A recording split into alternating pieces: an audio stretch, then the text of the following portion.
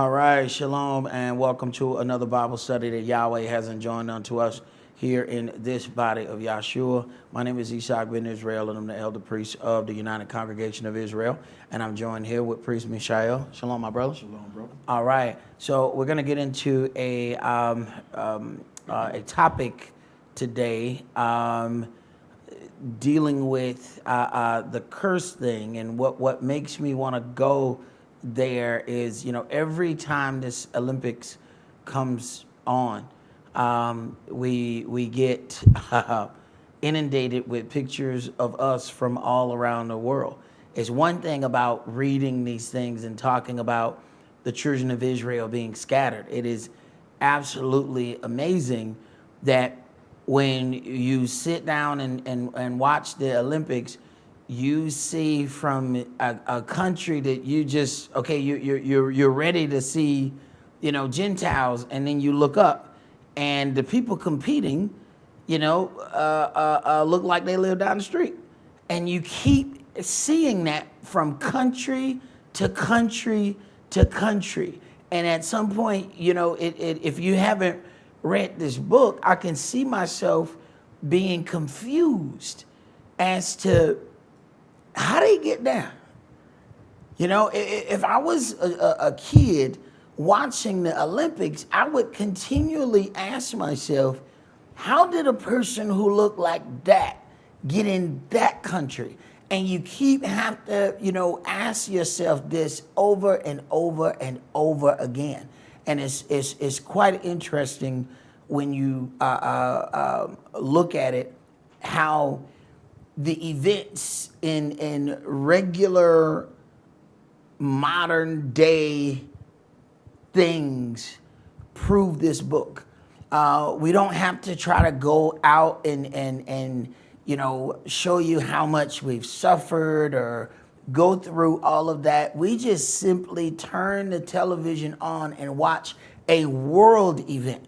So if the true children of Israel had, whoever they are, they're scattered all the way across the globe. So whatever those individuals are, whoever they are, when we watch those Olympics, we should see Jews or Jewish in every country. Because that's what, this book says. Matter of fact, not only that, but it goes into how at the destruction of Jerusalem, how they used the children of Israel for sport. What did they do? Take them in the Colosseum. So the games that we see now, these are the tame games, all right? Because they had the real bloody games where we are, today we have, teams called, the Lions, the Bears. But the way they did things before, it would be you versus the Lions, but it would be like a real lion. And you're playing to the death, okay? It would be a bear, but it's going to be like a real bear. It's not going to be like somebody with a uniform on and it's got a bear on the uniform. So understand the way that we look at the game is totally different than the way the other nations look at the game. And this is why our people will be given superstar status if they can play this game. Because this is something that was really big unto the nations, to throw our people in the Colosseum for sport. And it didn't matter if they died. Matter of fact, that was part of the game. So when they started going through all of the concussion protocols in the NFL act like they didn't know that these people were losing it. Like they didn't know that this was happening to their brain. But you have to consider the games that they come from, the people play until they die. So of course they're not bothered by some people getting a concussion. But as time went on, they eventually, because of the pressure, okay, we have to do something about it. We have to just to understand how important these games are. When the Gentiles invaded Jerusalem, when they came to take over, understand something. They built a gymnasium in Jerusalem. We don't consider what all that means. Think about what's happening right now. You have every country gathering together for sport. They're not gathered together for war. They're not gathered together for any other purpose than to see if our players are better than your players. And I sent some brothers a picture today about two volleyball players. And when I looked, I mean, these dudes were extremely olive. I mean on the other end of the olive. I'm talking about the kind that be on the pizza, the real black olive. Okay. I look at the country, they playing for Qatar. What? Now, all the people who rooting for Qatar don't look like the people who playing. Now, how they get there? So it's real interesting when you go through this book and it says, I will scatter them all over the globe. And here it is. We get to watch a global event every 4 years. Sit down and count the number of countries where the people look like you. We don't have to go and say, oh, slavery was this. Oh, we were done wrong. No, just sit back, turn the TV on, and watch. And it is a constant example of what has happened unto us. And because those sports stars are figureheads, they also want to control certain aspects of their lives. And especially when it comes down to us, they even when we make it in the Coliseum, it's almost mandatory that the Coliseum stars who are of us have to marry outside of their race. When you examine it, everybody else can marry within their race, except when it's us. Because they know that, okay, these individuals are going to get a lot of money. But then by matching those individuals up with someone outside of their race, they will turn around and give that money right back to the individuals that they marry into.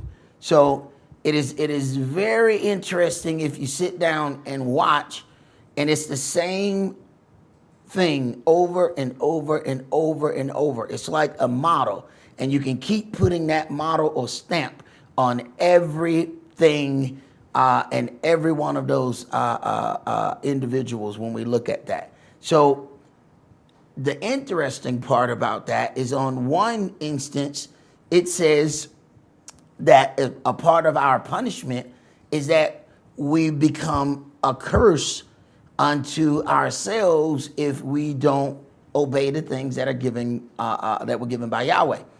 But what's interesting is when it comes down to these games, we benefit every other country except ourselves. When you look at these games and see who's winning these medals, so they'll give you the list of America has these many, excuse me, Britain has these many, this country has, and they're going down. Sit down and just watch how many of our people are winning medals for countries that they landed in. Now take all of those people out and put them in one country and see what happens to those games. See what happens to those games. But this is how things happen even on the lower scale when you deal with these, little league games and high school football. They will find a kid on one side of town, go cross town, get that kid, pay everything for that kid and sit that kid over here in this Catholic school. You know, you have to ask yourself, what school did LeBron come out of? You know, what the kid that he didn't live over there. You know, and very few LeBrons in Catholic school. Okay, so you have to look at what they'll go get these players and pull them out, so they're already getting accustomed to that lifestyle. But we have to deal with both sides of this, because these are the things that are shown to us on the television. At the same time, the people who are rooting for them will be the same people that'll come in and shoot an unarmed person after they just got through rooting for somebody who looked just like you. But that's different. They're a sports star. So they get a different classification as a human being than a regular individual. So I want you to go to Deuteronomy chapter 7.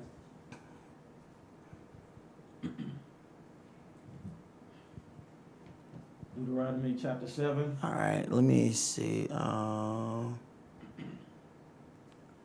want you. Yeah, go ahead and start at verse 1. Verse 1. When Yahweh your Elohim shall bring you into the land where you goes to possess it, and has cast out many nations before you, the Hittites, and the Girgashites, and the Hamorites, and the Canaanites, and the Perizzites, and the Hivites, and the Jebusites, 7 nations greater and mightier than you. Mm-hmm. And when Yahweh your Elohim shall deliver them before you, you shall smite them and utterly destroy them. You shall make no covenant with them, nor show mercy unto them. Now, it's very interesting here. You shall make no covenant with them. It is almost imperative when our people get into those coliseums that it is pushed that we make covenant with another nation. Go ahead.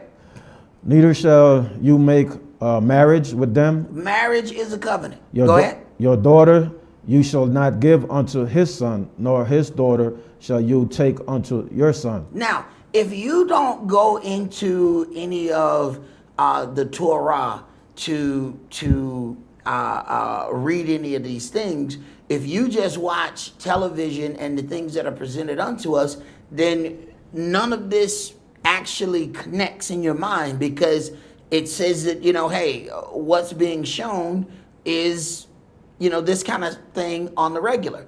But on the flip side, you'll look at other individuals where they are pushing for everybody else to mix. They themselves are holding themselves back while they're allowing certain other things to happen. Go ahead. For they will turn away your son from following me, that they may serve other gods. So will the anger of Yahweh be kindled against you, and destroy you suddenly. Now listen to it, this verse carefully. For they will turn away your son from following me, that they may serve other gods. So will the anger of Yahweh be kindled against you. Wait a minute. They will turn your son from following me, and Yahweh gonna be angry with you. I don't think we heard that. Okay. Yeah. Okay. For they will turn your son from following me. So will the anger of Yahweh be kindled against you. Interesting. I sometimes I think we go so fast that they're bits and pieces, because when you read that fast, it sounds like he's gonna be angry against you if you do that. No. I don't think you understand what he's saying. He's dealing with 2 different generations here. He says if you let it happen, he gonna deal with you. Go ahead. But thus shall you deal with them. You shall destroy their altars and break down their images and cut down their groves and burned their graven images with fire. For you art an holy people unto Yahweh your Elohim. Yahweh your Elohim has chosen you to be a special people unto himself above all people that are upon the face of the earth. And there's a lot of weight connected to that. That may sound good, but that also brings about punish 7 times more for your sins. Go ahead. Yahweh did not set his love upon you, nor chose you, because you were more in number than any people, for you were the fewest of all people. But because Yahweh loved you, and because he will keep the oath which he had sworn unto your fathers, has Yahweh brought you out with a mighty hand, and redeemed you out of the house of bondmen, from the hand of Pharaoh, king of Egypt. Know therefore that Yahweh your Elohim, he is El, the faithful El, which keeps covenant and mercy with them that love him and keep his commandments to 1,000 generations, and repays them that hate him to their face, to destroy them. He will not be slack to him that hates him. He will repay him to his face. You shall therefore keep the commandments and the statutes and the judgments which I command you this day to do them. Wherefore it shall come to pass, if you hearken to these judgments and keep and do them, that Yahweh your Elohim shall keep unto you the covenant and the mercy which he sware unto your fathers. And he will love you and bless you and multiply you. He will also bless the fruit of your womb and the fruit of your land, your corn and the wine and your oil, the increase of your kind and the flocks of your sheep, in the land which he sware unto your fathers to give you. And what we don't really understand when it comes down to that, that means that we don't desire or have need for anything from any other nations. When you look at how the West is controlling Africa, they're controlling the resources, even though all the resources are in Africa. Africa has everything. You can't make anything without the resources in the ground. But there's a control over the resources where the West will come and get those resources, but will not allow the Africans to produce what is made from the resources that come out of the ground of Africa. So that every country on the earth needs Africa, but disrespects Africans. You can't get any deeper than that. You know, it's one thing when somebody needs everything that is in your yard, and somehow they have orchestrated a way that they still come and get everything in your yard, have you work for nothing, and still won't let you produce anything because there's fear about if Africa ever finds out or is ever able to deal with that the resources that come out of that continent fuel the earth. So thereby they are not allowed to make anything. And you have to ask yourself, how much harder does it have to be for you to go get all of these resources, whether it be oil, whether it be cobalt, whether it be diamonds, you're getting all of that stuff, right? But they won't process it right there. They will put all of it on a ship and send it way across the world, process it there, so that these little kids who are in these mines and getting their fingers and toes all mangled, they will never know the true value of what it is that they're mining for. You got to know that has to be more expensive to do. If you could get the resources that cheap, wouldn't it be easy to have a sweatshop right beside it? So they're going way out of their way to make sure that they will never rise up. And every country is doing it. Not one country or this country. Every country goes in, gets the resources, and sends it back instead of doing it right there. What do Americans do here? Even if they have a business, they will turn around and contract that work out to China, right? What? Why wouldn't they do that? In other places where they know they can get cheap labor. So here is that level between being a curse and a blessing. We watch it every day.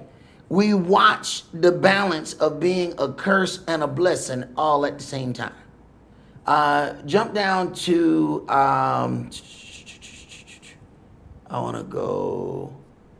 jump down to verse 23. 23.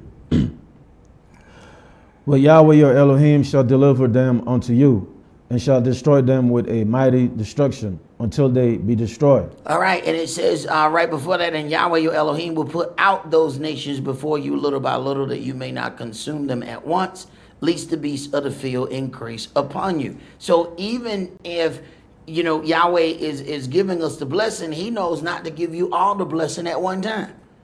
If he gives you all the blessing at one time, you're going to have a bigger issue. So Yahweh even knows how to bless. No, I'm going to give you this one now. A couple years from now, I'll move you up to here. All right, a couple years from now, and then I'll move you up from there. Now, I give you all this at one time, you're going to have some problems. Go ahead. 24. And he shall deliver their kings into your hand, and you shall destroy their name from under heaven. There shall no man be able to stand before you until you have destroyed them. The graven image of their gods shall you burn with fire. You shall not desire the silver or gold that is on them, nor take it unto you, lest you be snared therein.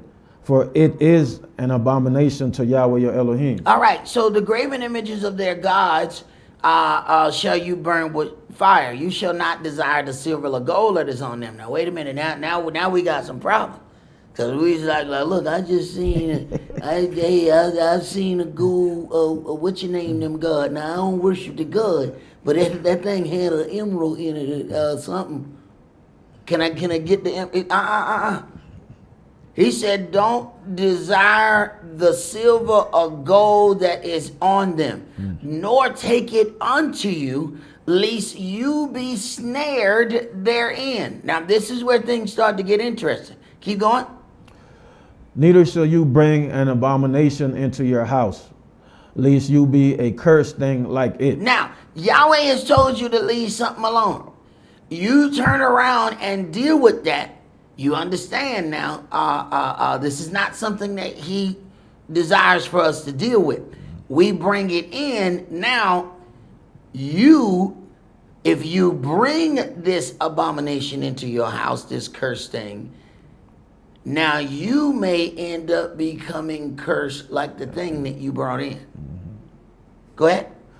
But you shall utterly detest it, and you shall utterly abhor it, for it is a cursed thing. For it is a cursed thing. So now let's go to Joshua chapter 7.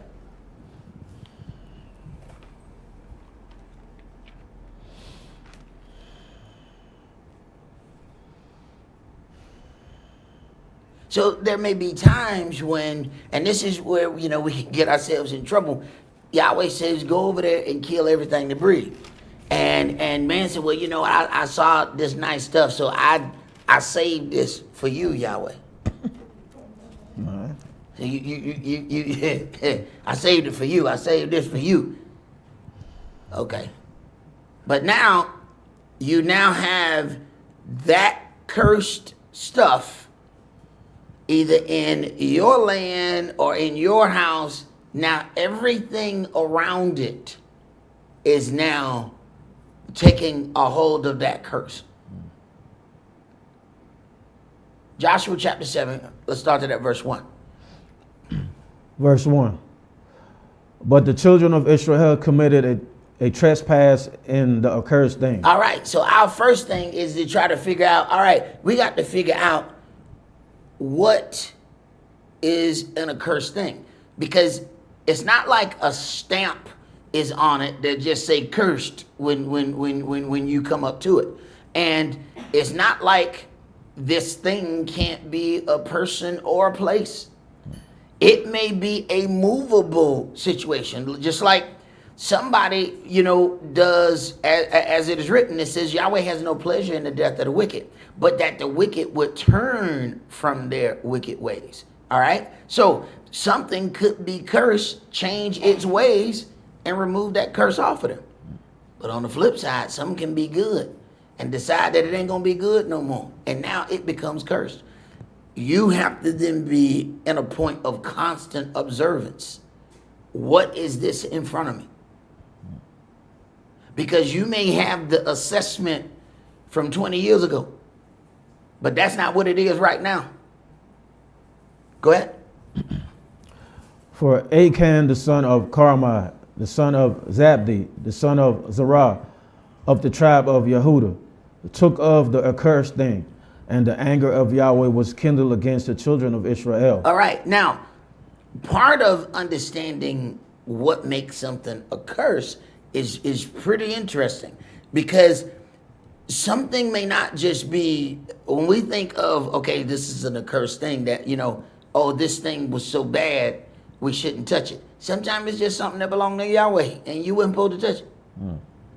It doesn't have to be cursed that, okay, this is bad. No. If it's his and you touch it, now you touched the cursed thing. Not that the thing was cursed. It was cursed because you touched it. Okay, we're here. Go ahead. And Joshua sent men from Jericho to Ai, which is beside Beth-haven, on the east side of Bethel, and spake unto them, saying, Go up and view the country. And the men went up and viewed Ai. And they returned to Joshua and said unto him, Let not all the people go up, but let about 2,000 or 3,000 men go up and smite Ai, and make not all the people to labor thither, for they are few, for they are but few. So there went up thither of the people about 3,000 men, and they fled before the men of Ai. Right, this should have been an easy battle. But now, somehow, the cursed thing has brought a curse into this place. Now, as they get ready to move forward, they win or they lose something that they should have easily won. Go ahead. And the men of Ai smote of them about 36 men, and they chased them from before the gate even unto Shebarim, and smote them in the going down. Wherefore the hearts of the people melted and became as water. And Joshua rent his clothes and fell to the earth upon his face before the ark of Yahweh until the eventide.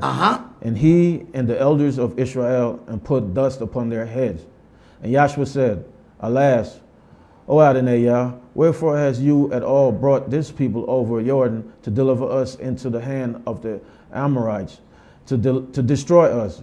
Would to Elohim we had been content and dwell on the other side of Jordan. Now, because of the loss, they're actually questioning Yahweh's direction. We should have just been content and just lived on the other side. See, now they're questioning Yahweh. Yeah. But it is a thing that's been sat in the midst of them. They don't even know to look there. But you see where the heart goes immediately. Yahweh, why you bring us over here? See, Yahweh, you shouldn't have done this. Go ahead. O Adonai, what shall I say when Israel turned their backs before their enemies? For the Canaanites and all the inhabitants of the land shall hear of it, and shall environ us around, and cut off our name from the earth. And what will you do unto your great name? And Yahweh said unto Joshua, Get you up, wherefore lie you thus upon your face? Now, this is interesting because he laid there until the eventide. They put dust on their head. He praying, he doing all of that. A lot of times what we, hear, and it's funny because people will just say, I spoke to the Lord last night. And, when I spoke to the Lord told me, wait a minute. Wait a minute. Anointed man after Moshe. He is sitting there crying in front of the ark until the sun go down. Yahweh ain't said nothing. But other folks just go home and the Lord spoke to them last night. And he's going, and look at how Yahweh talked when he started talking. Would you even recognize Yahweh if he talked to you? Because you ready for thou, thee, thine, thitherest. Is that what you getting ready to hear? What happened if you hear a voice? Get off your face! Surely that wasn't Yahweh. I don't know who that was. Did you hear Pookie? I know I heard the voice of Pookie somewhere because he was yelling at me. Right? Are you ready? What voice have you ascribed to Yahweh? And what words have you thought are not holy enough to come out of his mouth? So when you hear, get off your face, you say, ain't no way that can be him. Because it sounded good on Sunday morning when them people said that they heard him. He always said something profound. He said something. He said, but I spoke to the Lord. He said, Daryl. I said, yes. What? Wow. It was always good. It was never, I swear, boy, if you don't get up, it was never like that. But when these people say, now get up. Okay, go ahead. Israel has sinned, and they have also transgressed my covenant which I commanded them. So he ain't just telling you to get up. Now he's telling you to get up and get to moving. All right, now get up, and let's go take care of this business. Go ahead. For they have even taken of the accursed thing, and have also stolen, and disassembled also, and they have put it even among their own stuff. Therefore the children of Israel could not stand before their enemies, but turned their backs before their enemies, because they were accursed. Neither will I be with you anymore, except you destroy the accursed from among you. Now, unless you destroy the accursed from among you, Yahweh said, I can't be with you. So you can get up off your face. What you need to do is go take care of that business. I'm going to need you to find it and get it out from among you, or you ain't going to win another thing. Go ahead. Up, sanctify the people, and say, sanctify yourself against tomorrow. For thus said Yahweh, Elohim of Israel, there is an accursed thing in the midst of you, O Israel. You cannot stand before your enemies until you take away the accursed thing from among you. In the morning, therefore, you shall be brought according to your tribes. And it shall be that the tribe which Yahweh takes shall come according to the family thereof. And the family which Yahweh shall take shall come by household. And the household which Yahweh shall take shall come man by man. This is a hell of a breakdown. He going all the way down, all right, so that they can get this accursed thing, because this cursed thing, it is interesting because Yahweh said it's among Israel. But it's among one man. It ain't like all Israel got together and said, hey, let's do this thing. But when that individual brought that cursed thing, everything in the vicinity is now cursed until it takes care of that business. Go ahead. And it shall be that he that is taken with the accursed thing shall be burnt with fire. And he and all that he has, because he has transgressed the covenant of Yahweh, and because he has wrought folly in Israel. So Yahshua rose up early in the morning and brought Israel by their tribes, and the tribe of Yehudah was taken. Now, this is coming about, right? Because at this point, loss has come about. What is 30-something people already died? Yep. All right, so we look at this situation and we say, okay, there's a cursed thing. So now, if there's an accursed thing, everybody in the house got to be burnt with fire. Wait a minute. What if you get the cursed thing out before somebody died, though? See, this is that part where it says when a father or a husband hears something that his wife or his daughter says, he has the right to disannul it on the day that he hear it. Boom, it's over, done deal. They are forgiven. All right.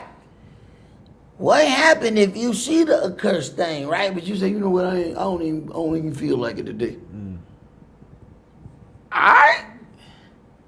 You might have missed your opportunity. Go ahead.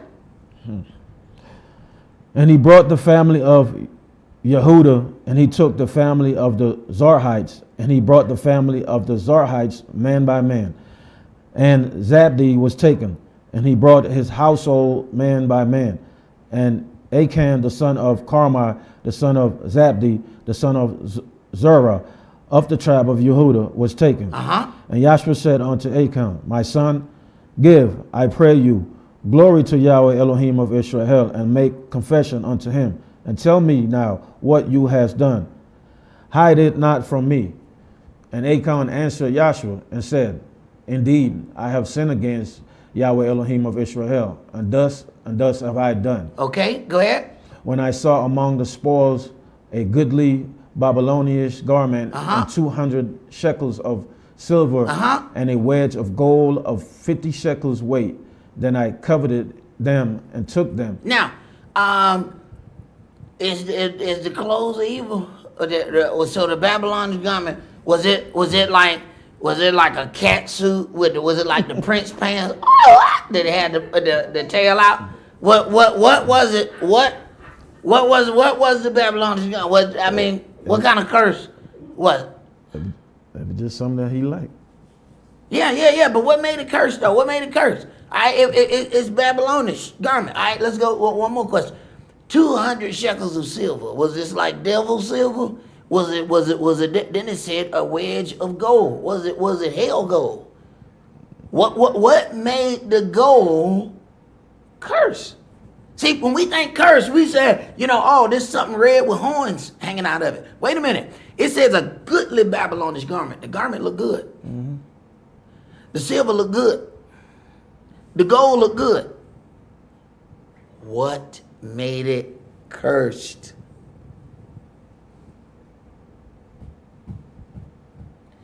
It belonged to Yahweh. Okay, all right. It wasn't cursed because it was bad. It was cursed just to keep your hand off of it. The spoils of something in war goes into the treasury. You've taken something that didn't go to the treasury. It wasn't cursed to Yahweh, it was cursed to you. See, now we're starting to see, because I want people to look at the cursed part totally different than what we've looked at things before. Because we keep looking at something in a certain context, just like if somebody says, the devil did such and such, we all picture, this very unattractive, being, and according to this word, he's absolutely beautiful. That he was made perfect. That is not what we picture. We are not picturing the most beautiful thing that we've ever seen. Let's go to Genesis chapter 3.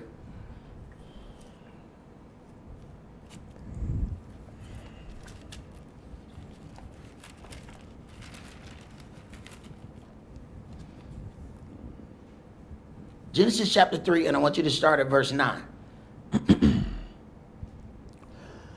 And Yahweh Elohim called unto Adam and said unto him, where are you?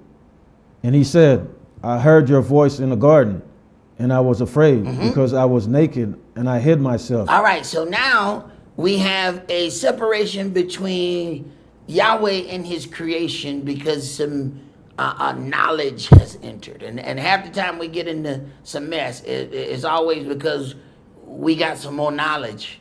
And normally that knowledge is coming in the wrong time. Any knowledge given at the wrong time will absolutely destroy you.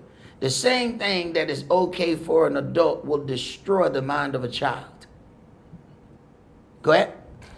And he said, who told you that you was naked? Right, who told you that? Go ahead. Have you eaten of the tree whereof I commanded you that you shall not eat?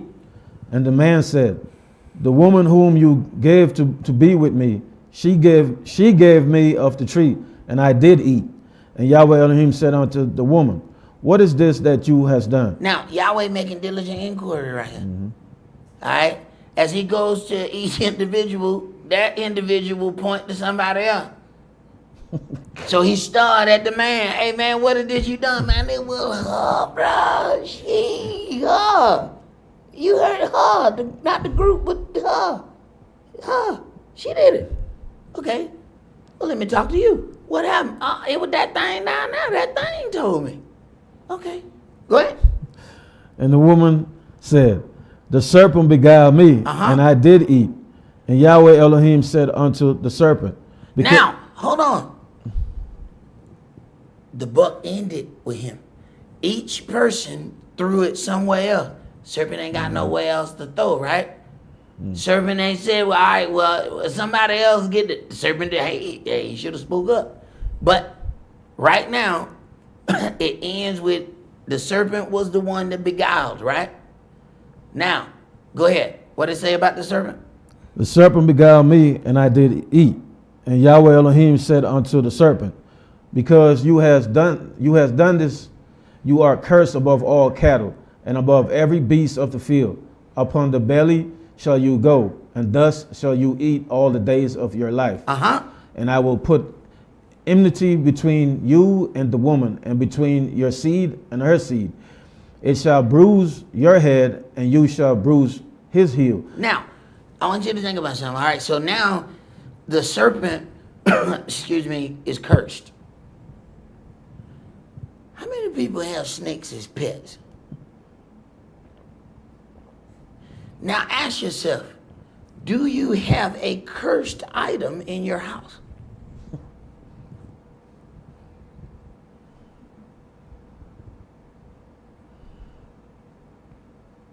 That serpent wasn't supposed to be on his belly. Do you know of any other animal that don't have legs but move? Nope. When the serpent moves, it makes your flesh move. Your flesh crawl when you watch a snake move fast. And the snake moves amazingly fast to have no legs. Wait a minute. That's a cursed thing. And we put the thing in the house for sport. I remember going to a studio. That was the attraction of the studio. We all sitting there. They got a big old aquarium with the snake there. And every now and then they drop the rat in there for the snake. Because I never sat with my back to the snake, though. I'm looking at him at all times. But I didn't know nothing about this. But this, gets interesting. So let's now go to Genesis chapter 9.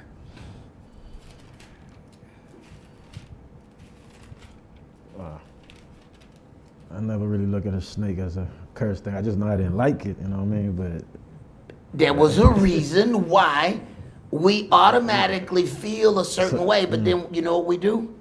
Retrain our senses. Everything about you says one thing. You know what? I'm gonna conquer my fear. I'm not gonna let fear drive me. Fear was supposed to drive you to hell down that street and bust that left. That's exactly. Fear said, go down there, fool, turn left and keep going. But you say, no, I'm not gonna let fear drive me. The hell I ain't. Fear gonna drive me. All right? Because fear was supposed to drive me away from this. And then we try to renegotiate the fear. But we don't know that was Yahweh's earthly instinct that he was giving to you. And we let people retrain that out of us. All right. Let's go. Genesis chapter 9. I want you to start at verse 20. 20. And Noah began to be a husbandman, and he planted a vineyard, and he drank of the wine and was drunken, and he was uncovered within his tent. All right, he's uncovered, but he in his tent. All right. Now, a lot of people say whatever they want to say, but if you get drunk in your tent, and stuff ain't covered, that's your tent though. Now you come outside that tent with your jubilation. Now that's something else that your giblets out. That's something altogether different. But he in his tent. All right. At this point, this is legal giblet showing right here. It's legal giblets. Keep reading. Keep reading. Legal. And Ham, the father of Canaan, saw the nakedness of his father and told his two brethren without. And Shem and Japheth took a garment and laid it upon both their shoulders and went backward and covered the nakedness of their father. And their faces were backward, and they saw not their father's nakedness. And Noah awoke from his wine and knew what his younger son had done unto him. And he said, Cursed be Canaan, a servant of servants shall he be unto his brethren.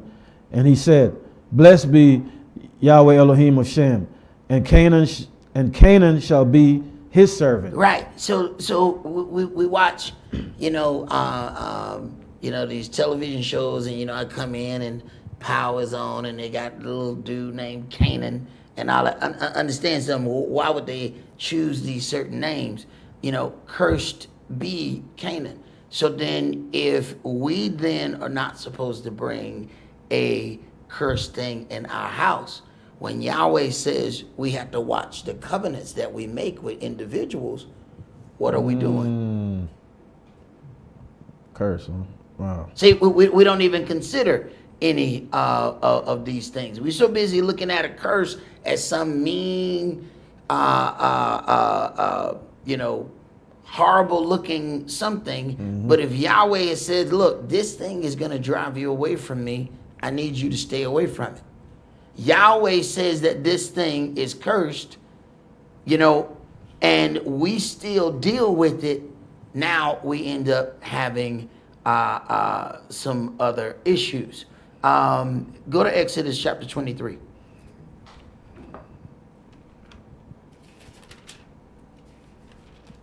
So consider that now. You have a snake and a regular man on the same level of cursing. Why? Because Yahweh said don't deal with it. Not that it looks a certain way or anything like that.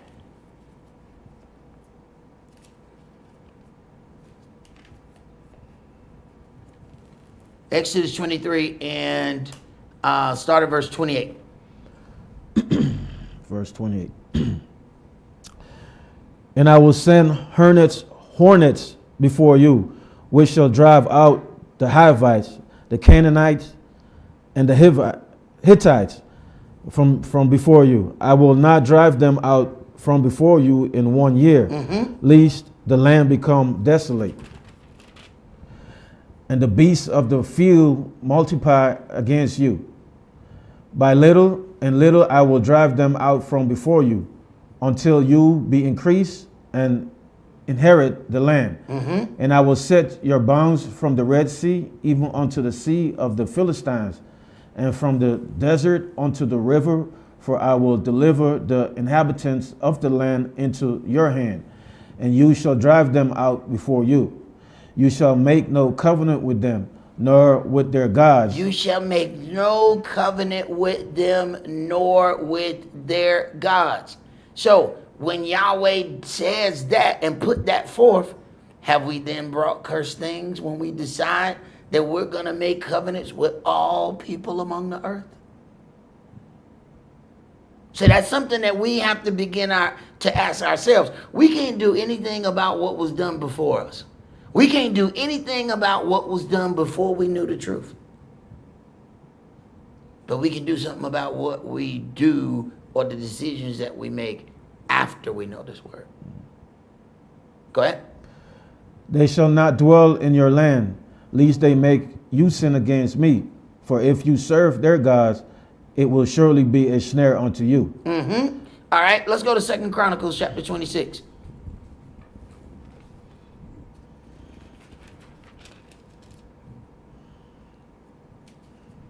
And I want, we're going to deal with something when something gets cursed, how they end up dealing with it. 2 Chronicles chapter 26 and start at verse 16. And because, of course, we read about the curse of Canaan, which, of course, everybody claims is being cursed black. Of course, I got to read 2 Chronicles 26, where this individual was cursed white. Verse 16. Because I like to even out. I like to make the balance right. You know what I'm talking about? All right, 2 Chronicles 26, and let's start at verse 16. But when he was strong, his heart was lifted up to his destruction.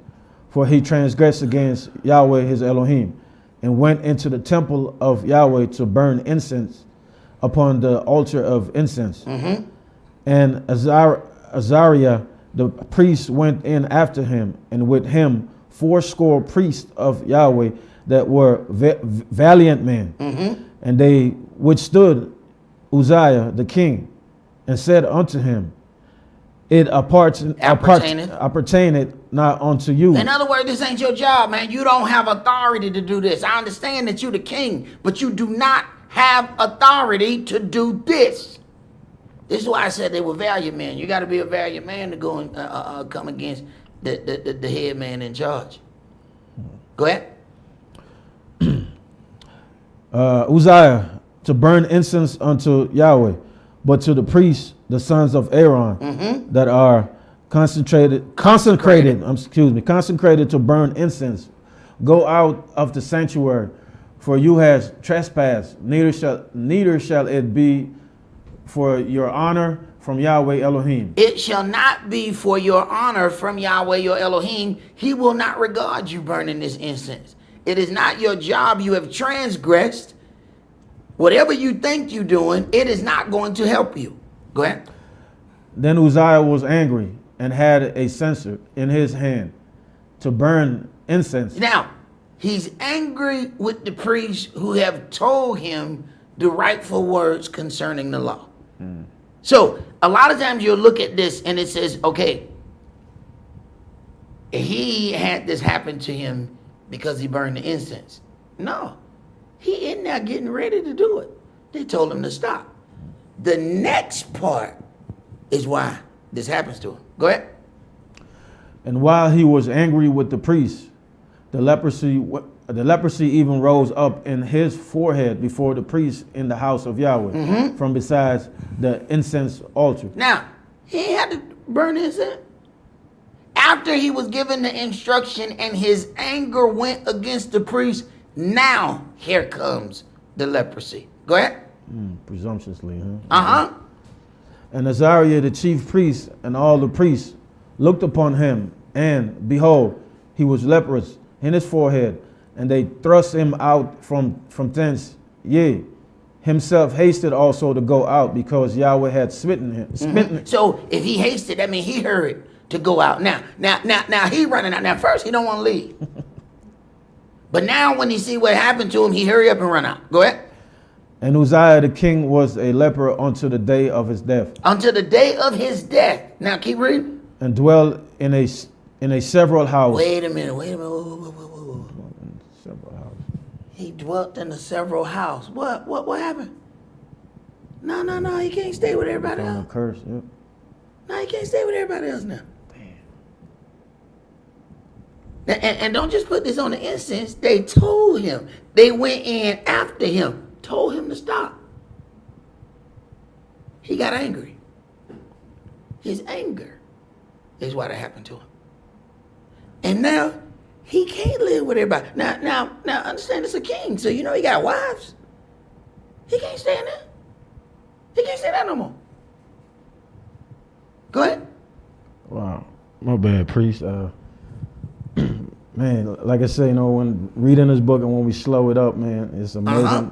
how you really start to see things. Like I'm really seeing Yahweh love for us, because a lot of people, when they read where Yahweh say, stay away from these people, don't let your daughters marry their son, or your son marry their daughter, and they just dwell on that. But it's just Yahweh said it because eventually if we keep being around these people, it consume us and we become a Right. cursed thing unto him, meaning that we. Then he got to get us out around him. Yeah, exactly. Feel like Yahweh's trying to help us keep to stay in his midst. It was Yahweh's love when he said, move the sanctuary and put it over here. Get yourself together and then come to see me. Because if I keep this among you, I'm going to have to kill you. We didn't even see that was his grace and mercy. It was his grace and mercy. I'm going to give you, at the end of all things, he says, my tabernacle will dwell among them. He clearly said, look, y'all ain't ready. I can't have my tabernacle dwell among you. If I do, I'm going to have to kill you. So I need the tabernacle to be separate, right? Get yourself together. When you get it together, then come see me. That was a blessing. That was grace, and we didn't even know what it was. Go ahead. Being a leper. For he was cut off from the house of Yahweh. And Yotam, his son, was over the king's house, judging the people of the land. Check that out. So he had to go live in a separate house, being a leper. And he's cut off from the house of Yahweh. He can't come in there no more at all. So the cursed thing is not just about an item or some bad looking situation or a person. This is now a deed that was done, and it wasn't corrected when the opportunity was given. And sometimes those opportunities come real fast. Sometimes you get an opportunity and you don't really see that opportunity for what it is. That opportunity arose real quick because all those priests followed him in there. And they told him, this does not appertain unto you. Please leave. And he got angry with them. That's when this went forward. And now that it's gone, it can't be undone. Yahweh is going to deal with the things that he's going to deal with. So we have to look at this whole thing differently. I want to go to 1 Samuel chapter 16 now.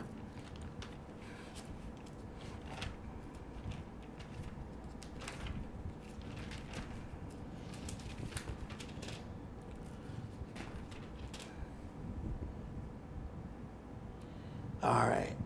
1 Samuel chapter 16 and start at verse 10. Verse 10. Again, Jesse made 7 of his sons to pass before Samuel. And Samuel said unto Jesse, Yahweh has not chosen these. And Samuel said unto Jesse, are here all your children?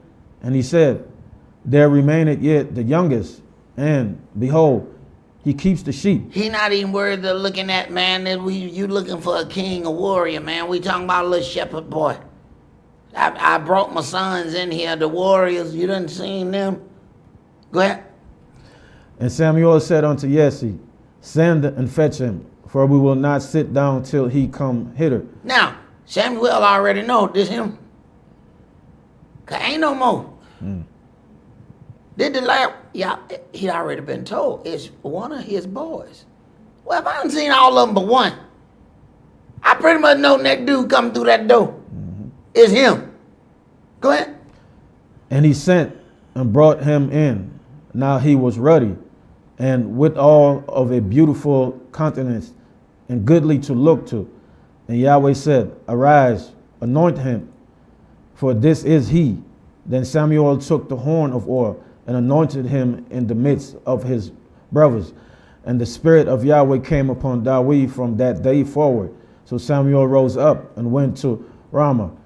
But the Spirit of Yahweh departed from Saul, and an evil spirit from Yahweh troubled him. And Saul's servant said unto him, Behold now. Now, check this out.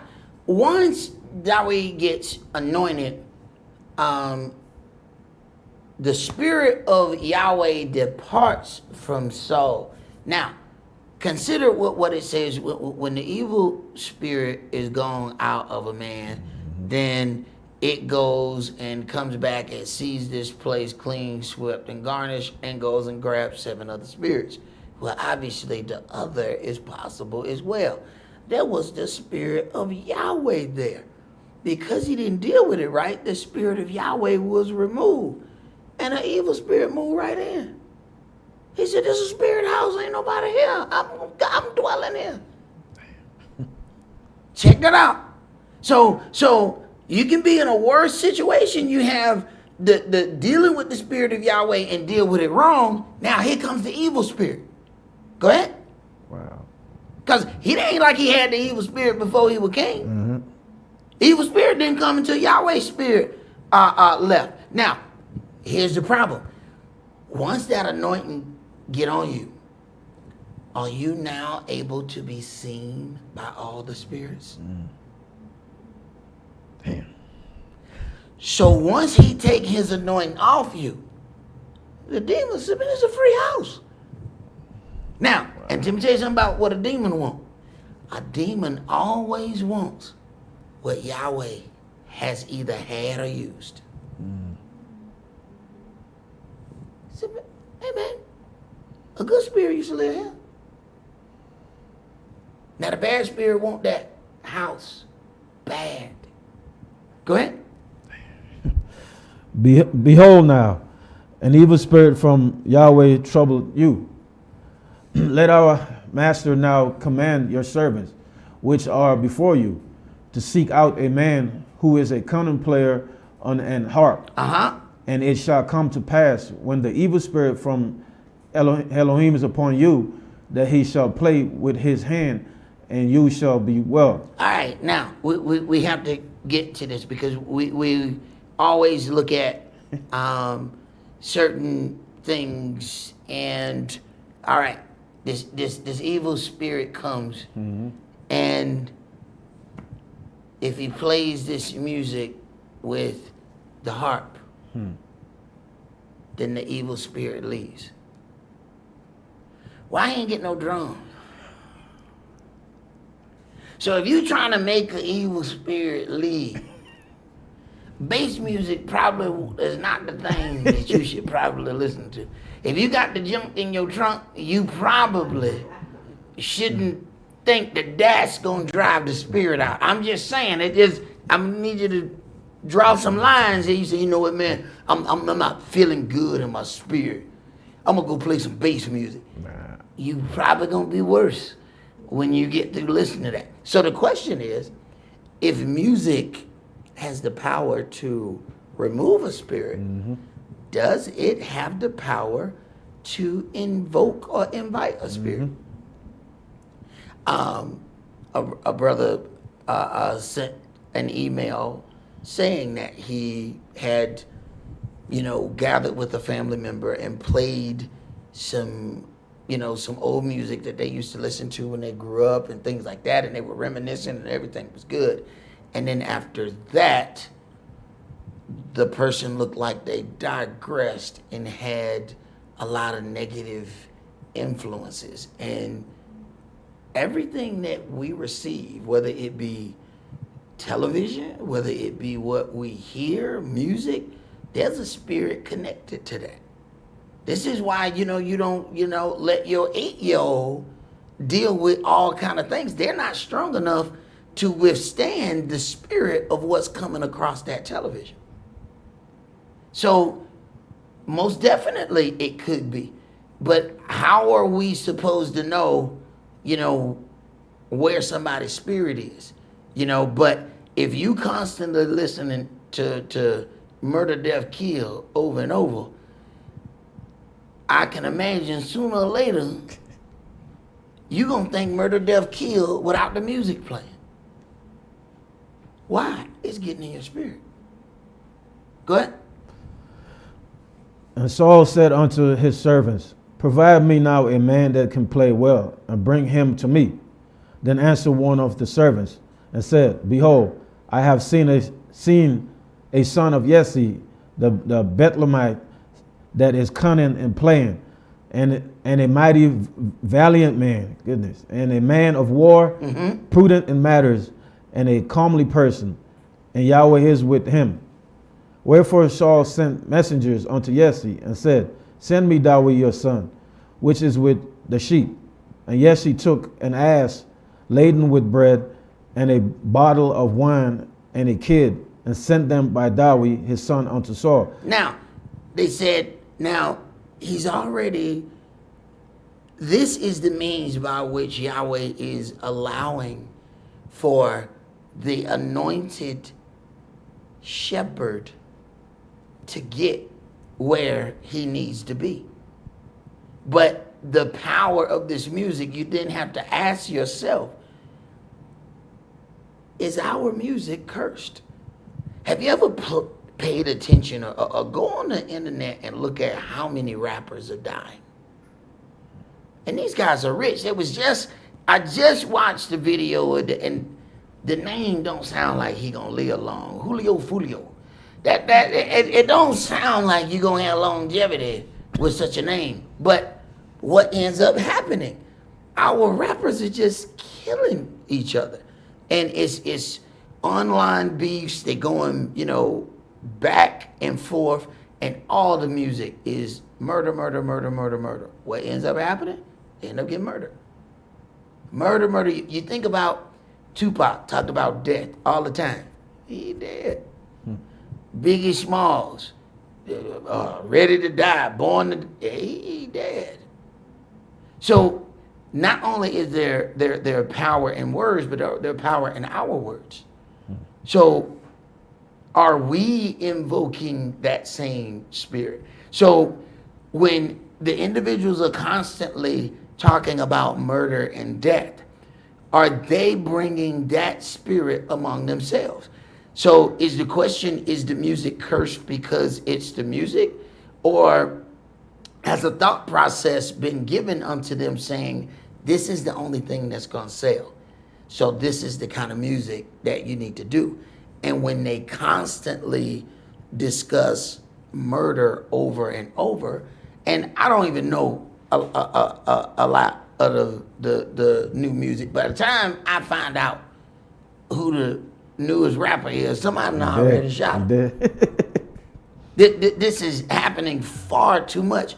But the rich execs, ain't no bullets coming in their door. Just our people. So then you have to think, if a man could play well on a harp and it soothe the evil spirit. And I'm telling you, I've seen this firsthand. When I was in the hospital, the only music I could listen to was soft jazz. I couldn't listen to anything else. I couldn't listen to nothing I made. I couldn't listen to any of that. The only thing I could listen to was soft jazz, smooth jazz. That's what they call it. I couldn't listen to nothing else. It got my heart beating too fast, and I got too antsy. And here we go with a man playing skilled on a harp has the ability to calm down an evil spirit.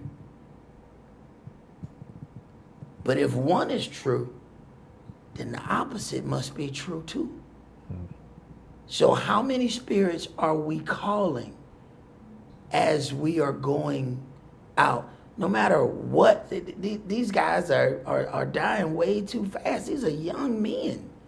They ain't even begun to do anything. And when you look at that video of this murder, because they got it from every angle, it is absolutely horrible. I mean, these like hitmen But that's what the music is. It's hitman music. It's over and over and over saying, those things. And it does impact us. Keep going. And David came to Saul and stood before him, and he loved him greatly. And he and he became his armor bearer. And Saul sent to Jesse, saying, Let David, I pray you, stand before me, for he has found favor in my sight. And it came to pass, when the evil spirit from Elohim was upon Saul, that David took an harp and played with his hand. So Saul was refreshed and was well, and the evil spirit departed from him. And the evil spirit departed from him. Now we know that after a while, that is not going to soothe that evil spirit.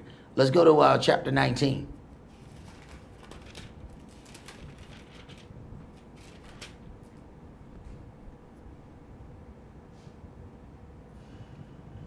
Let's see, in First Samuel chapter 19 and start at verse 4. And Jonathan spoke good of David unto Saul his father, and said unto him, Let not the king sin against his servant, against David, because he has not sinned against you, and because his works have been to you, and because his works have been towards you very good. So this is the automatic thought process. If he's been good to you, obviously you should be good to him. And this is where we make our biggest mistake. We have the belief that because we intend on trying to do good, that the other individual that we love is going to try to do good as well. That's the kind of thought process that will get you killed. He believes in his father, because this is his father. But his father rotten. He is rotten to the core. But he loves him. And love a lot of times causes you not to see what's right in front of you. He's trying to negotiate with his father and talk his father into doing good. But when you see something is cursed, understand something now. He is cursed. This is a king. And the spirit of Yahweh is no longer there. So when the evil spirit came, he is now cursed. His son's still trying to love him, though. This is where things get interesting. Do you notice when the state of something changes, the spirit? Think about how confusing this would be to this son. He has seen his father do these great things. His father has gotten anointed king. He wasn't trying to be king. He has done these great things. And because the spirit of Yahweh was on him. Now, the spirit of Yahweh departs. And now the evil spirit is there. But he's still trying to negotiate with him for good. But there's no good there. So he's trying to negotiate with a cursed thing. Go ahead. Verse 5. For he did put his life in his hand, and slew the Philistine, and Yahweh wrought a great salvation for all Israel. You saw it and did rejoice. Right. Now, you saw it and did rejoice. Come on, Daddy. What we doing here? This a good man. Go ahead. And did rejoice. Wherefore then would you sin against innocent blood, to slay David without a cause? And Saul hearkened unto the voice of Jonathan. And Saul swore, as Yahweh lived, he shall not be slain. That what it mouth say. Go ahead. And Jonathan called David, and Jonathan showed him all those things. And Jonathan brought David to Saul, and he was in his presence as in times past. So he was able to calm some things down for the moment, right? Go ahead. And there was war again, and David went out and fought with the Philistines and slew them with a great slaughter, and they fled from him. So David's problem now is that he keeps having success. See, a lot of times the evil spirit come against individuals because they are able to do some things that other people can't do. And when they do them and other people have tried it and it didn't work out, they get angry. That evil spirit then comes upon them and they want that person's head. So at this point, now he has a problem. Now, this individual works for him at this point. But he's not able to be happy about David's accomplishment because he knows the spirit of Yahweh has left him. Now, what the other people know, they see some spirit on David. They don't know that all the spirit has actually left Saul now. He know it though. Go ahead. And the evil spirit from Yahweh was upon Saul, as he sat in his house with his javelin in his hand, and David played with his hand. And Saul sought to smite David even to the wall with the javelin. But he slipped away out of Saul's presence. Now, so it says, and an evil spirit from Yahweh was upon Saul as he sat in his house with his javelin in his hand. So when you walk in and somebody just got their weapon just sitting there just looking at it. Hey man, turn around, walk back out. You go in, dude just got his stuff. You know what? Hey, bruh, hey, I don't know what you're entertaining right now, but I tell you what, we're going to talk about it on another day because we ain't talking about it today. Because whatever that is you just sitting there cocking that weapon, I won't be here. So he's sitting there with the javelin in his hand as David played. Go ahead. And he smote the javelin into the wall, and David fled and escaped that night. Right, so the harp didn't work that night. Go ahead. Saul also sent messengers unto David's house to watch him and to slay him in the morning.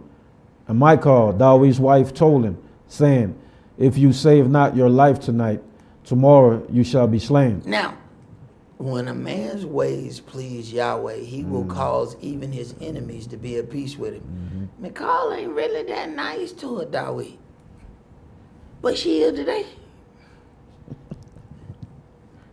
That's pretty much all that matters. He get to live today. You know what I'm saying? She ain't nice no other time, though. But she nice today. But today, she gonna save his life. Go ahead.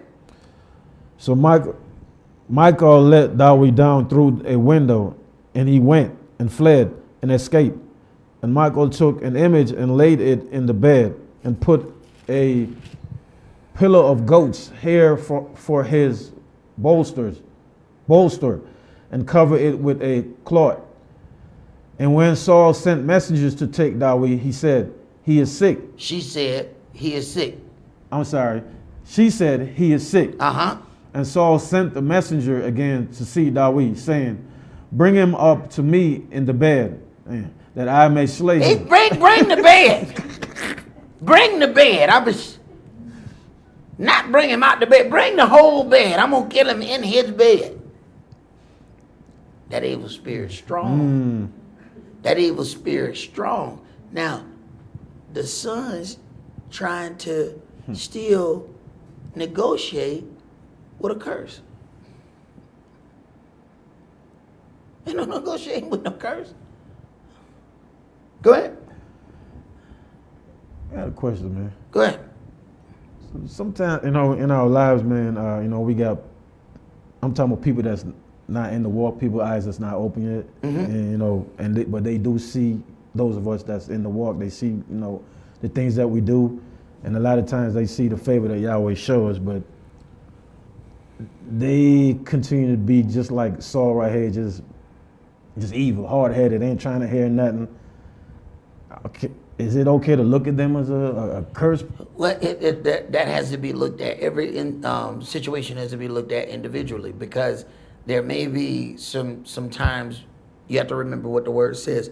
Keep your conversation honest among the Gentiles, Okay. that upon the day of visitation they may glorify your Father. See, some people just ain't got visited yet. So sometimes your job is to speak the word, you deal with what you got to deal with.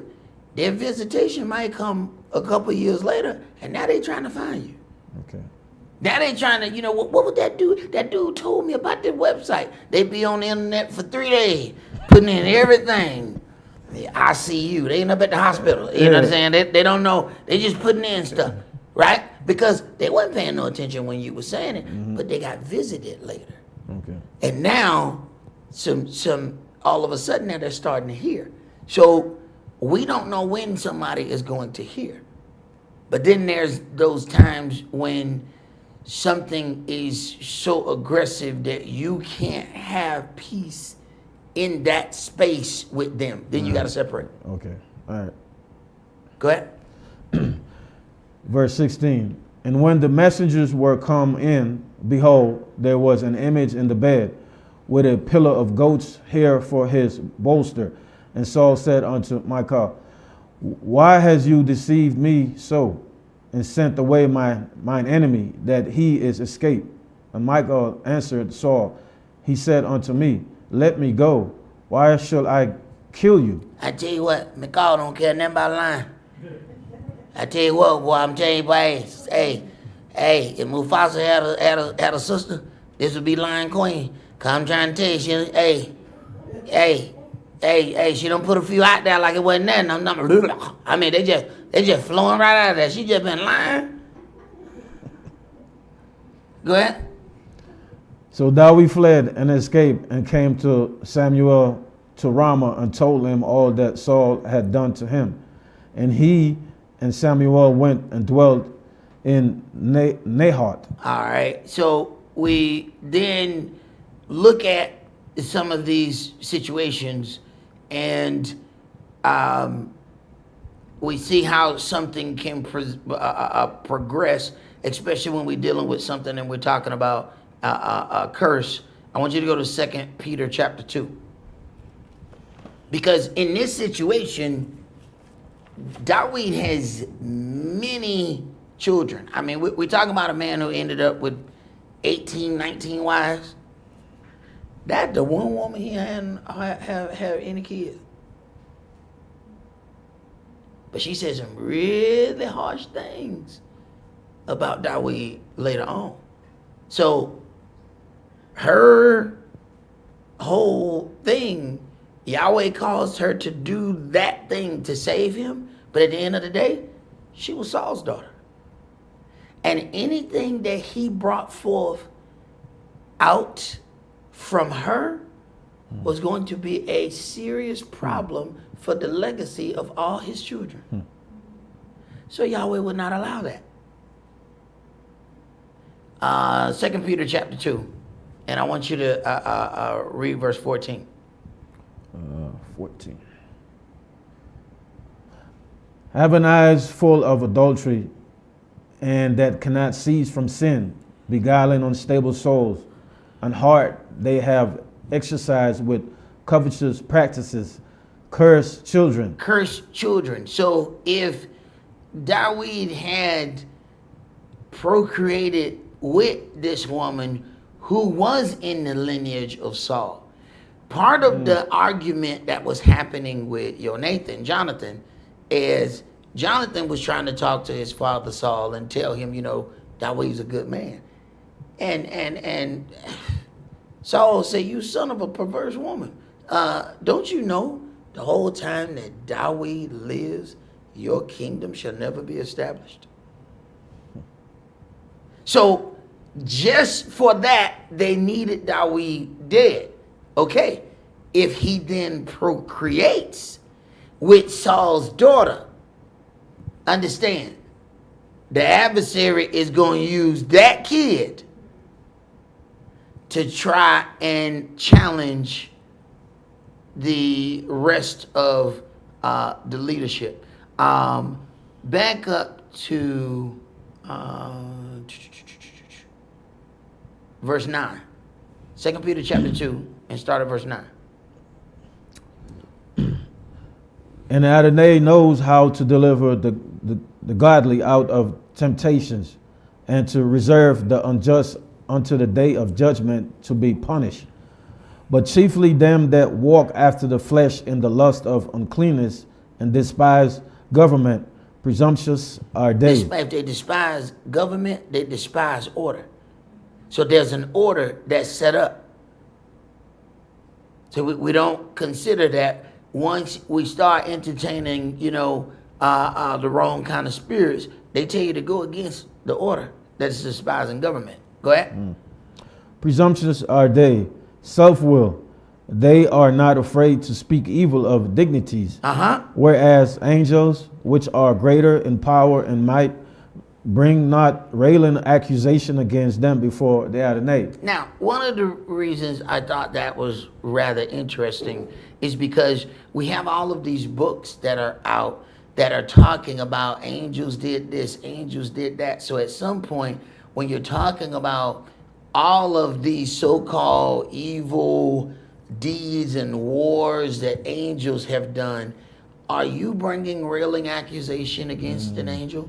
Wow. Because you have all of this thing that they say, go into the book of Enoch and we'll go into the luminaries and we're going to talk about all of this. Well, at what point does your reading of that cause you to be bringing a railing accusation against angels, which are greater in power than you? So when it says they speak evil of dignities, and you have whole manuscripts that are talking about evil deeds of angels that, is not in this book, but, it's in these other books. So at what point when you keep entertaining that you have now entertained that spirit? This is why I say, you can't just read every book because it's there. You got to know that at some point you get down into some of them pages and you say, you know what? No, this going to have me howling at the moon. I can't keep reading this right here. I read enough. And you got to know, sometimes you got to read a little bit. You got to put that down. I come back in about 4 days. I can't read this back to back, because there's some strange stuff in it. And when you get into all of the occult practices of what other nations have going on, they have volumes. Like, we think the Talmud is just a book. Man, we're talking about like 20 books. And that's one thing. Then another volume over here. 20, 30 books over here. 15 books over here. What does that do when you keep entertaining all of these ideas? What does that do, and how does it affect your spirit? Go ahead, Priest, you got something? I was going to say, if he can read verse 12, I think that kind of covers what you're going into as well. I'll read verse 12 for us. But these, as natural brute beasts, made to be taken and destroyed, speak evil of the things that they understand not, and shall utterly perish in their own corruption. You are very correct there, brother. Thank you. And it was asked to us to read verse 12, because then reading these books, now you're speaking about something that you don't have any idea of, first of all, where these manuscripts come from. And as you're reciting this, you're speaking against angels, which are dignities. Okay? So there are levels of government, and we have to ask ourselves, what are we speaking against? So even though I was given some books, and some books I purchased, but there ain't but so far I'm gonna go in some of those, especially when it starts getting strange. When you get into what some of these other people who converted onto Judaism but tell you that they are original, you start looking at some of those practices, and when they found the underground temples, underground tunnels in New York under a synagogue, when they had the camera on it, they pulled out a bloody mattress, and people started asking, okay, what was going on? There was somebody that connected a video and went back and found an old Oprah show where this Gentile is on there saying that, yes, she is Jewish, and to everybody else, they just look like a regular Jewish family, but they practice Satanism, they do rituals, they do sacrifice. Now, this is on an Oprah show, an old Oprah show. I'm talking about 84 with the big curls, the roller had to be like that big in there, that old, okay? And they put those two right beside each other so they can explain what was that bloody mattress that was coming out of that tunnel. And the tunnel was an illegal tunnel, because you can't just dig a tunnel without telling the authorities. Why? The weight of all the concrete of all the buildings pushes down. You cut a hole, that's like having a sinkhole. You can't just cut a hole up under there. Now it's hollow. Now that weight is going to keep pushing down and something's going to cave in. So it was an illegal tunnel. But why would you build an illegal tunnel under a holy place, if you will? So then we start to look at, okay, if all of these things are happening, then there are some very much so breaks that we should be putting on dealing with certain things. Let's go to Deuteronomy chapter 13.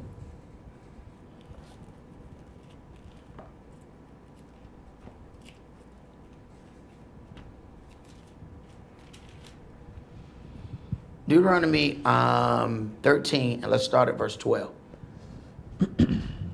Verse 12. If you shall hear say in one of your cities, which Yahweh your Elohim has given you to dwell there, saying, certain men, the children of Belial, are gone out from among you, and have withdrawn the inhabitants of their city, saying, let us go and serve other gods which you have not known. Then shall you inquire and make search and ask diligently. Then shall you inquire, make search, and ask diligently. That's what Yahweh did in the garden. Mm-hmm. Come here, let me talk to you. Okay, now let me talk to you. Okay, now let me talk to you. Diligent inquiry. A lot of times we make a decision and we ain't talking about one person. Go ahead. And behold, if it be true, and the thing certain that such abomination is wrought among you, you shall surely smite the inhabitants of that city with the edge of the sword, destroying it utterly, and all that is therein, and the cattle thereof, with the edge of the sword. And you shall gather all the spoil of it into the midst of the street thereof, and shall burn with fire the city, and all the spoil thereof every whit. For Yahweh your Elohim, and it shall be an heap forever. It shall not be built again. Okay, verse 16, and you shall gather all the spoil of it in the midst of the street. You shall burn with fire the city and all the spoil thereof every whit. Now, if Achan took something that was supposed to be burnt or added to the treasury, it is now cursed because he's not supposed to have it. Go ahead. And verse 17, and there shall cleave naught of the cursed thing to your hand. There shall cleave nothing of the cursed thing to your hand. Nothing. Go ahead. That Yahweh may turn from the fierceness of his anger. So you got to get rid of the cursed thing so that Yahweh will turn his anger against you. This is why he told him, no. Get off your face. You don't need to sit here praying to me. Get up off your face. Go find that cursed thing and get rid of it. And y'all know we'll see anything and just bring it home. Look at that, you little straggly little thing. Come on in here. Come live with me. Hey, that could have been Satan's dog. We don't know where that came from. What's wrong with that thing? See, hey, there shall clip. It said even the animals were supposed to die when they went. Saul was told everything that breathed. When he said, I follow the instruction of Yahweh, Samuel said, well, what's the bleating of sheep that I hear in my ear? Tell me how I hear animals if you follow Yahweh's instruction. He said, go and kill everything that breathes. That was your instruction. Tell me how I hear sheep. Well, one of them was real pretty, Samuel. Well, it had the curly hair on it. Okay. Right. You gotta be careful. Wait a minute. That innocent. Let me tell you something. What? It might have been a puppy. They said, I don't want to kill a puppy. This cute little puppy. Could have been Satan's puppy. Yahweh said kill everything. Let me tell you something. I don't care what they got over there. All of it got to go. Least you bring of the accursed thing. You imagine that you go into a land. Yahweh said kill everything that breathes. You kill everything but the dog. Bring the dog home. The dog turn into Cujo and kill everybody in your house. But the dog was part of their judgment. You let something of their judgment come across. See, sometimes it may seem like we're doing something and it's a big heart. You got to think about it. Make sure that your instructions, that you're not breaking your instructions by your so-called big heart. Sit down and think. What instructions did I get when I came this way? Go ahead. And show you mercy and have compassion upon you and multiply you as he has sworn unto the fathers. When you shall hearken to the voice of Yahweh your Elohim to keep all his commandments, which I command you this day, to do that which is right in the eyes of Yahweh your Elohim. All right. So we have that. Now let's go to Malachi chapter 3.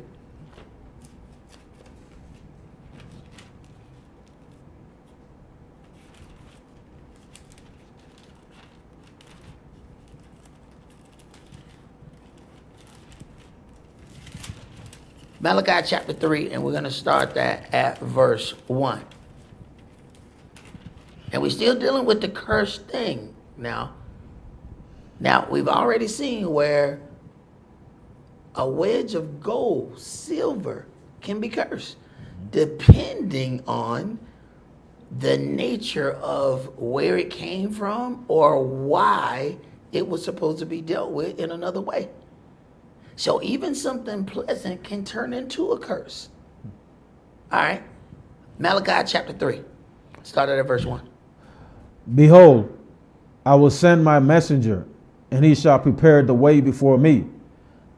And Adonai, whom you seek, shall suddenly come to his temple, even a messenger of the covenant, whom you delight in. Behold, he shall come, said Yahweh of hosts. But who may abide the day of his coming? And who shall stand when he appeareth? For he is like a refiner's fire, and like fuller's soap. And he shall sit as a refiner and purifier of silver. And he shall purify the sons of Levi, and purge them as gold and silver, that they may offer unto Yahweh an offering in righteousness. Then shall the offering of Yehudah and Jerusalem be pleasant unto Yahweh, as in the days of old, and as in former years. And I will come near to you to judgment, and I will be a swift witness against the sorcerers, and against the adulterers, and against false swearers, and against those that oppress, the hireling in his wages, the widow, and the fatherless, and that turn aside the stranger from his right, and fear not me, said Yahweh of hosts. For I am Yahweh, I change not. Therefore, you sons of Jacob are not consumed. Even from the days of your fathers you are gone away, and from my ordinances, and have not kept them. Return unto me, and I will return unto you. So, even something that may be in a bad state, depending on how it deals with something, has the ability to change that state. It all depends on what Yahweh has decreed and how long we stay on the other side. Go ahead. Said Yahweh of hosts, but you said, wherein shall we return? Will a man rob Elohim? Yet you have robbed me. But you said, wherein have we robbed you? In tithes and in offerings. Now, this is where it gets interesting. I almost hate to read this because I know them Christians be listening to me, and then they're going to be saying this on Sunday morning for tithing. All right. Now, Malachi 3:8. Will a man rob God? Yet you have robbed me. And I know I done heard them say this, but it gets interesting. But you say, wherein have we robbed you? In tithes and in offerings. The very next verse says, you are cursed with a curse, for you have robbed me, even this whole nation. Wait a minute. What makes the money a curse? If the tithe belongs to Yahweh and you kept it, now you got a curse in your house. Tell me that ain't deep. Tell me that ain't deep. It's amazing that he went from, will a man rob Elohim, yet you have robbed me. Wherein have we robbed you? In tithes and in offering. The very next part say you're cursed with a curse. You curse with a curse? Now that is deep. Keep going. Because we saw before the individual stole some stuff, right? And when those things are consecrated unto Yahweh and they stole them, okay, we know, all right, we see that's a curse. Here, he said, no. You knew what part was mine, and you kept it. So you robbed me. So you were just like that guy who stole it and hid it under his tent. Oh, did he? Go ahead. Bring you all the tithes into the storehouse, that there may be meat in mine house.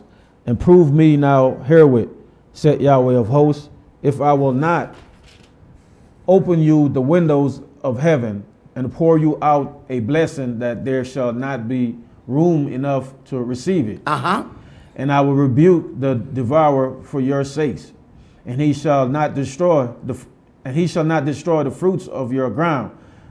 Neither shall your vine cast her fruit before the time in the field, said Yahweh of hosts. And all the nations shall call you blessed, for you shall be a delightsome land, said Yahweh of hosts. Your words have been stout against me, said Yahweh. Yet you say, what have we spoken so much against you? You have said, it is vain to serve Elohim. And what profit is it that we have kept his ordinance, and that we have walked mournfully before Yahweh of hosts? And now we call the proud happy. Yeah.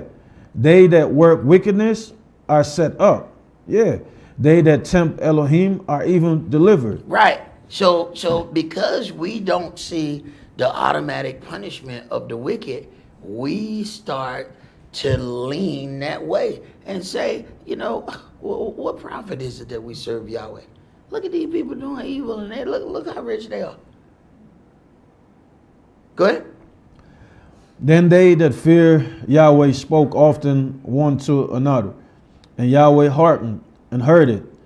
And a book of remembrance was written before him for them that fear Yahweh, and that thought upon his name. Now, I done seen the book of Enoch, the book of all kind of there's reversing the stuff that happened on the mount when the so-called angels did all this thing. Where's the book of remembrance? Where that book at? Ain't nobody went to heaven and got that one? Nah. Where that book at? Why? But see, here's the thing. What profit would anybody who want to worship angels Would they want this book? Listen. Then they that fear Yahweh spake often one to another, and Yahweh hearkened and heard it, and a book of remembrance was written before him for them that feared Yahweh and that thought upon his name. See, that book don't let you worship angels and stuff. There ain't nobody trying to write that one. But this is a perfect thing, because you know all they do is take one line and then they come up with a whole book. Why ain't no book of remembrance? Go ahead. And they shall be mine, said Yahweh of hosts, in that day when I make up my jewels, and I will spare them, as a man spares his own son that served him. Then shall you return and discern between the righteous and the wicked, between him that serve Elohim and him that serve himself. That serve him not. Go to Malachi chapter 1. Serve him not.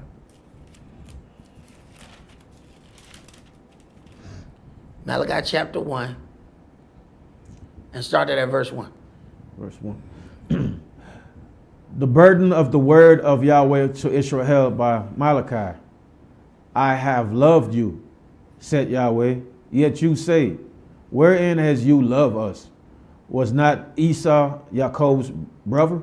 Said Yahweh, yet I love Jacob, and I hated Esau. But people tell you, you know, God is love. They say God don't hate. So y'all people that's doing that stuff and y'all into something else, God don't hate. They haven't read Revelation or anything. They have to just stay in a few books for them to be able to sell that thought process that God is love and he's not an Elohim of order. Go ahead. And I hated Esau and laid his mountains in his heritage waste for the dragons of the wilderness. Whereas Edom said, we are impoverished, but we will return and build the desolate places. Thus said Yahweh of hosts, they shall build, but I will throw down. And they shall call them the border of wickedness, and the people against whom Yahweh has indignation forever. Wait a minute. The border of wickedness and the people against whom Yahweh have indignation forever. Wait a minute, now I got to be careful how I deal with any of them people there. Because if Yahweh has indignation with somebody forever, is that not a cursed people? Then wait a minute, I got to be careful how I'm going to deal with that. Hold on. Because see, now I done brought that to me. Go ahead. And your eyes shall see, and you shall say, Yahweh will be magnified from the border of Israel. A son honoreth his father, and a servant his master. If then I be a father, where is my honor? And if I be a master, where is my fear? Said Yahweh of hosts unto you, O priests, that I despise, that despise my name. And you say, wherein have we despised your name? You offer polluted bread upon mine altar. And you say, wherein have we polluted you? No difference than when the offering is supposed to go and it didn't go, and then here it is, the priest offer polluted bread upon his altar. No. You ain't done that right. Go ahead. In that you say, the table of Yahweh is contemptible. And if you offer the blind for sacrifice, it is not evil. If you offer the blind for sacrifice, is it not evil? Now, wait a minute. If you offer the blind for sacrifice, is it not evil? So then, if we take something of Yahweh's and then hide it among our own stuff, have we now brought forth a curse unto our own selves? It is very interesting. Go ahead.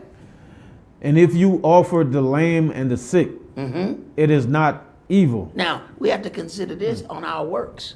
See, all offerings are not money. Sometimes, the best thing that we can give Yahweh is our time and service. Okay, well, how did you get that? Did you offer it in a way that it is now looked at as evil? It was supposed to be a good deed, but how did you do it? Go ahead. Offer it now unto your governor. Will he be pleased with you or accept your person? Said Yahweh of hosts. And now I pray you, beseech Elohim that he will be gracious unto you. This has been by your means. Will he regard your persons? Said Yahweh of hosts. Who is there even among you that will shut the doors for naught? Neither do you kindle fire on my altar for naught. I have no pleasure in you, said Yahweh of hosts. Neither will I accept an offering at your hand.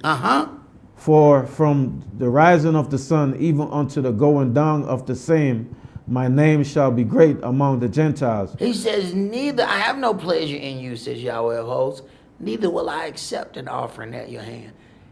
At some point, when Yahweh says he's done, you can't offer him nothing. Go ahead. Name shall be great among the Gentiles. And in every place incense shall be offered unto my name, and a pure offering. For my name shall be great among the heathen, said Yahweh of hosts. But you have profaned it, in that you say, the table of Yahweh is polluted, and the fruit thereof, even his meat, is contemptible. You said also, behold, what is weariness? Is it? And you have snuffed at it, said Yahweh of hosts, and you brought that which was torn, and the lame and the sick. Thus you brought an offering. Shall I accept this of your hand? Now, and you brought that which was torn, lame, sick. Thus have you brought an offering. Should I accept this at your hand? So here it is. We're supposed to be doing a work. We're supposed to be there at 1. We get there at 2:30. We're supposed to be bringing this much. We brought this much. Should he accept that?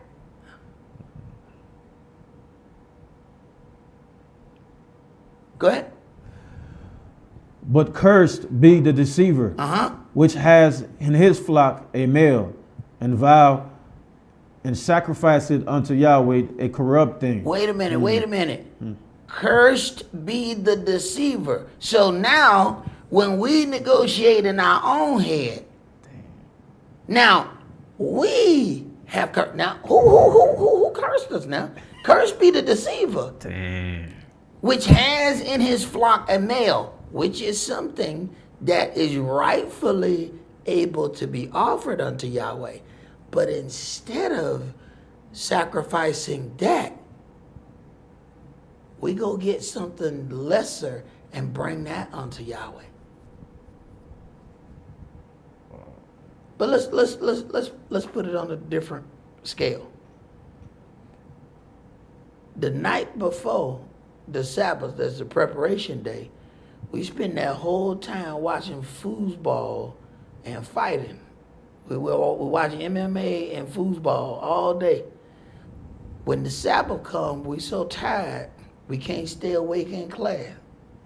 Did you not offer him a corrupt thing? Where all your energy went? Where all your time went?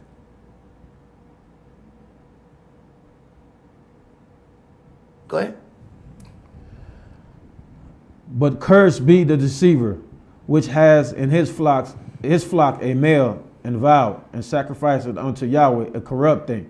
For I am a great king, said Yahweh of hosts, and my name is dreadful among the heathen. Right, and we know you do not go before a great king empty-handed. You must show up in front of the king with something. If we have nothing but our obedience and gift of service, that is an amazing offering. That is an amazing offering if that is what we have to offer. So let us look at when we even consider a cursed thing, we're looking at all these other things. The last thing we're looking at is us. The last thing we're looking at is our effort in how we did a job. The last thing we're looking at is our attitude when we walk through the door. We're looking at a whole lot of other things. But what if that cursed thing could be something that we brought in our own heart?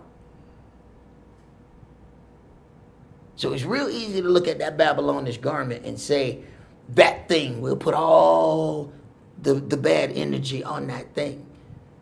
But bad energy can run all the way across the room.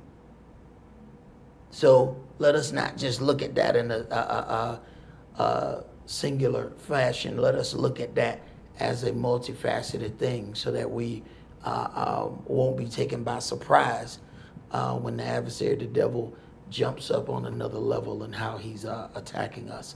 That's all that we're going to do for tonight. Let's leave out with the prayer. We're going to rise and face the east.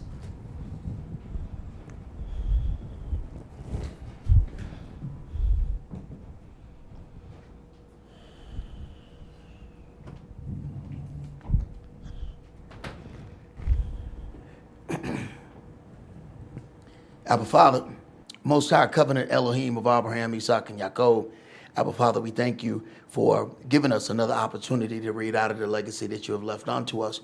We pray, Abba Father, that you would allow all of these things to stay in our minds, our hearts, and our spirits, that we may begin to prepare ourselves for the spiritual warfare that is going to come against us greatly. For as the word says, the adversary, the devil, comes down having great anger, for he knows that he has but a short time, and he seeks to war with those, the remnant, that keep the commandments. So, Abba Father, we are making a heartfelt attempt in keeping the commandments, but we understand that in no way, shape, fashion, or form are we perfect, and let not these imperfect ways and actions of ours be used to attack us or to attack your holy and righteous word and your holy and righteous law. We pray, Abba Father, that you would keep a hedge of protection round about us, our physical houses, and of course, the little house that you have allowed for us to have to worship you. We ask these prayers not only for those that gather with us physically, but all those that gather by way of phones and by way of internet. In Yahshua HaMashiach's holy and divine name we pray. Amen and hallelujah. Amen. Hallelujah.